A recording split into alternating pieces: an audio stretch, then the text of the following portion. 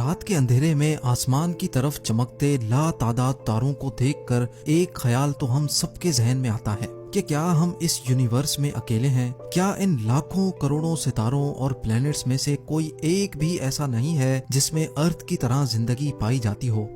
اگر ایک پل کے لیے یہ مان بھی لیا جائے کہ اس یونیورس میں صرف ارتھ ہی ہے جہاں پر زندگی پائی جاتی ہے، تو یہ بات بھی انسانی ذہن قبول نہیں کرتا۔ اور پھر یہ خیال آتا ہے کہ اگر واقعی زندگی صرف ارتھ پر ہی ہے تو پھر ان کروڑوں چمکتے تاروں کا آخر مقصد کیا ہے؟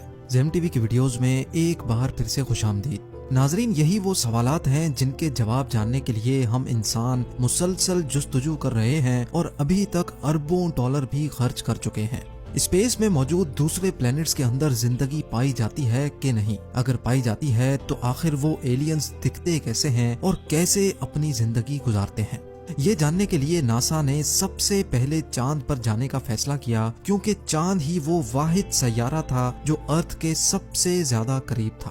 3,84,000 کلومیٹر دور ارتھ کے گرد گول چکر لگانے والے چاند کی طرف 1968 میں پہلی بار ایک اسپیس کرافٹ بھیجا گیا۔ اس اسپیس کرافٹ کا نام تھا اپولو 8 اور اس کا مشن تھا کہ اس کو چاند کا ایک آربٹ کر کے واپس آنا ہے۔ اپولو 8 میں 3 ایسٹروناٹس بھی موجود تھے جن کو چاند کے قریب پہنچنے میں پورے 68 آورز لگ گئے تھے۔ چاند کے گرد چکر لگانے کے دوران ان کو کوئی عجیب چیز تو نہیں دکھی، لیکن یہ تینوں ایسٹروناٹس وہ پہلے انسان تھے جنہوں نے ارتھ رائز دیکھا تھا۔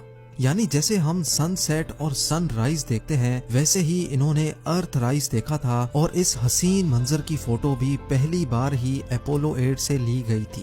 اس مشن کے اگلے ہی سال یعنی جولائی 1969 میں ناسا کا اسپیس کرافٹ اپولو 11 پہلی بار چاند پہ لینڈ ہوا تھا، اور کمانڈر نیل آرمسٹرانگ وہ پہلا شخص تھا جس نے چاند پر قدم رکھا تھا۔ آلڈرن اور نیل آرمسٹرانگ نے چاند پر 2 گھنٹے 15 منٹ تک مون واک کی اور وہاں کی مٹی کے سیمپلز لے کر واپس ارتھ کی طرف روانہ ہوئے۔ ناسا کا کہنا ہے کہ کیونکہ چاند پر نہ ہی ہوا چلتی ہے اور نہ ہی وہاں آکسیجن ہے، اسی وجہ سے آج بھی وہاں ایسٹروناٹس کے جوتوں کے نشانات موجود ہیں۔ ناسا کے مون مشن کے دوران تو کسی کو بھی ایلین نظر نہیں آئے، لیکن چاند کے گرد گھومنے والی سیٹلائٹ جو مسلسل ہمیں چاند کی فوٹوز بھیجتی ہے، اس میں کافی کچھ دیکھا جا چکا ہے۔ ایلین ریسرچر اسکاٹ سی ویرنگ کا ماننا ہے کہ ناسا کی طرف سے پبلش کی جانے والی چاند کی فوٹوز میں ایسے کئی اسپاٹس دیکھے گئے ہیں جہاں انڈر گراؤنڈ ایلینز کے ہونے کا خدشہ ہے۔